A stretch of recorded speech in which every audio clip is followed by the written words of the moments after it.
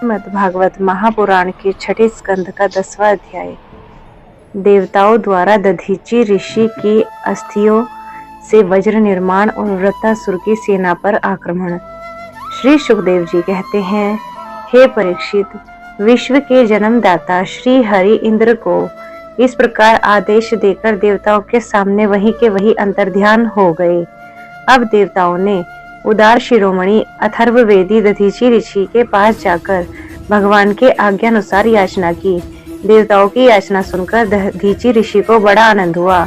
उन्होंने अपनी हंसकर देवताओं से कहा, देवताओं, आप लोगों को संभवतः यह बात नहीं मालूम है कि मरते समय प्राणियों को बड़ा कष्ट होता है।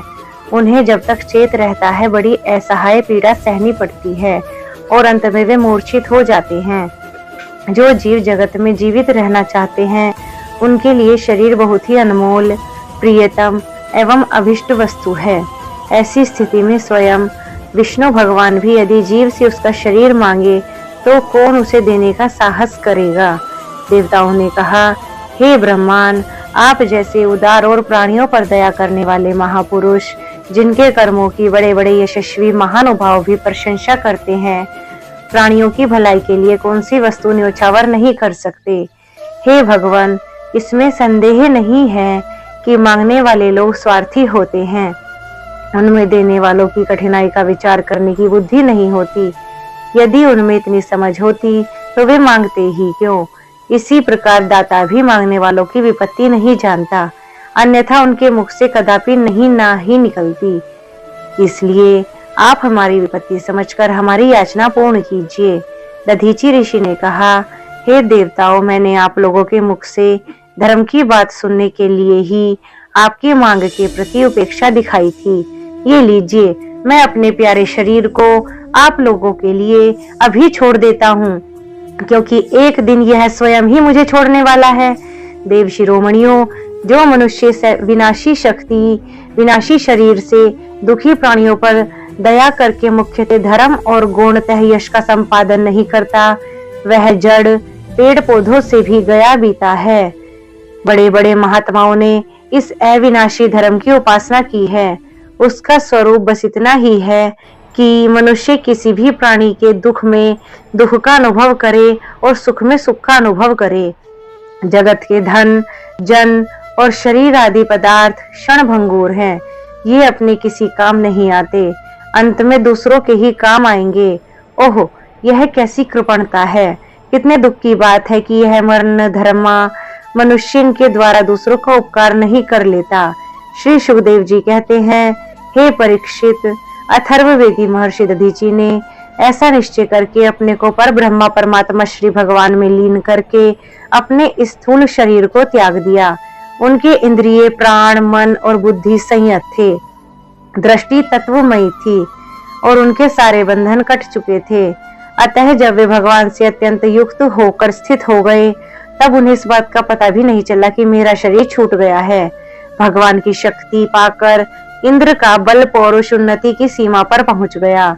अब विश्वकर्मा जी ने दधीचि ऋषि की हड्डियों से बना वज्र बनाकर उन्हें दे दिया और वे उसे हाथ में लेके ऐरावत हाथी पे सवार हो गए। उनके साथ साथ सभी देवता लोग भी तैयार हो गए। बड़े बड़े ऋषि मुनि देवराज इंद्र की स्तुति करने लगे। अब उन्होंने त्रिलोकी को हर्षित करते हुए वृत्रासुर का वध करने के लिए उस पर पूरी शक्ति लगाकर धावा बोल दिया। ठीक वैसे ही जैसे भगवान रुद्र क्रोधित होकर स्वयं काल पर ही आक्रमण कर रहे हों। हे परीक्षित, वृत्रासुर भी दैत्य सेनापतियों की बहुत बड़ी सेना के साथ मोर्चे पर डटा हुआ था, जो वैवस्वत मनवंतर में इस समय चल रहा है। इसकी पहली चतुर्युगी का त्रेता युग अभी आरंभ ही हुआ था। उसी समय नर्मदा तट पर देवताओं का दैत्यों के साथ भयंकर संग्राम हुआ। उस समय देवराज इंद्र के हाथ में वज्र लेकर रुद्र, वसु, आदित्य दोनों अश्विनी कुमार, पितृगण, अग्नि, मरुदगण, ऋभुगण, साध्यगण और विश्व देव आदि के साथ अपनी कांति से शोभायमान हो रहे थे। वृत्रासुर आदि दैत्य उनको अपने सामने आया देखकर और भी चिढ़ गए। तब नमूची, शंबर, अनर्वा, द्विमूर्धा, ऋषभ, अंबर, हयग्रीव, शंखशिरा, विप्रचित्ति, अयोमुख, पुलोमा, वृषपर्वा, प्रहेति, हेति, उत्कल, सुमाली, माली आदि हजारों दैत्य दानव एवं यक्ष राक्षस स्वर्ण के साज समान से सज्जित होकर देवराज इंद्र की सेना को आगे बढ़ने से रोकने लगे। परीक्षित, उस समय देवताओं की सेना स्वयं मृत्यु के लिए भी अजेय थी। वे घमंडी असुर सिंहनाद करते हुए बड़ी सावधानी से देवसेना पर प्रहार करने लगे। उन लोगों ने गदा, परिघ, बाण, प्रास, मुदगर, तोमर, शूल, फरसे, तलवार, शतघ्नि, तोप, भुशुंडी आदि अस्त्र शस्त्रों की बौछार से देवताओं को सब ओर से ढक दिया। एक एक फरतने बाण चारों ओर से आ रहे थे कि उनसे ढक जाने के कारण देवता दिखाई भी नहीं पड़ते थे। जैसे बादलों से ढक जाने पर आकाश के तारे नहीं दिखाई देते। हे परीक्षित, वह शस्त्रों और अस्त्रों की वर्षा से देव सैनिकों को छू तक नहीं सकी। उन्होंने अपने हस्त लाघव से आकाश में ही उनके हजार हजार टुकड़े कर दिए। जब असुरों के अस्त्र शस्त्र समाप्त हो गए, तब वे देवताओं की सेना पर पर्वतों के शिखर, वृक्ष और पत्थर बरसाने लगे, परंतु देवताओं ने उन्हें पहले की ही भांति काट गिराया। हे परीक्षित, जब वृत्रासुर के अनुयायी असुरों ने देखा कि उनके असंख्य अस्त्र शस्त्र भी देव सेना का कुछ नहीं बिगाड़ रहे हैं, यहाँ तक कि वृक्षों, चट्टान और पहाड़ों के बड़े बड़े शिखरों से भी उनके शरीर पर खरोच नहीं आ रही है, सबके सकुशल हैं, तब तो वे बहुत डर गए। दैत्य लोग देवताओं को पराजित करने के लिए जो जो प्रयत्न करते, वे सबके सब निष्फल हो जाते थे।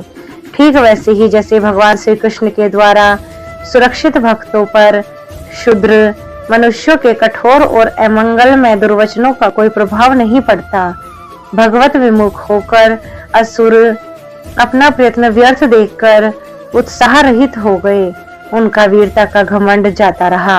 अब वे अपने सरदार वृत्रासुर को युद्धभूमि में ही छोड़कर भाग खड़े हुए, क्योंकि देवताओं ने उनका सारा बल पौरुष छीन लिया था। जब धीरे धीरे धीर वीर वृत्रासुर ने देखा कि मेरे अनुयायी असुर भाग रहे हैं और अत्यंत भयभीत होकर मेरी सेना भी तहस नहस और तितर बितर हो रही है, तब वह हंस के कहने लगा। वीर शिरोमणि वृत्रासुर ने समयानुसार वीरोचित वाणी से विप्रचिति, नमुची, पुलोमा, मैं, अनर्वा, शंबर आदि दैत्यों को संबोधित करके कहा, हे असुरो, भागो मत। मेरी एक बात सुन लो, इसमें संदेह नहीं है कि जो पैदा हुआ उसे एक दिन अवश्य मरना पड़ेगा। इस जगत में भी विधाता ने मृत्यु से बचने का कोई उपाय नहीं बताया है। ऐसी स्थिति में यदि मृत्यु के द्वारा स्वर्ग आदि लोक और सुयश भी मिल रहा हो, तो ऐसा कौन बुद्धिमान है जो उस उत्तम मृत्यु को न अपनाएगा। संसार में दो प्रकार की मृत्यु परम दुर्लभ और श्रेष्ठ मानी गई है। एक तो योगी पुरुष का अपने प्राणों को वश में करके ब्रह्मचिंतन के द्वारा शरीर का परित्याग करना, और दूसरा युद्ध भूमि में सेना के आगे रह के बिना पीठ दिखाए जूझ मरना। तुम लोग भला ऐसा सुअवसर क्यों खो रहे हो। राधे राधे।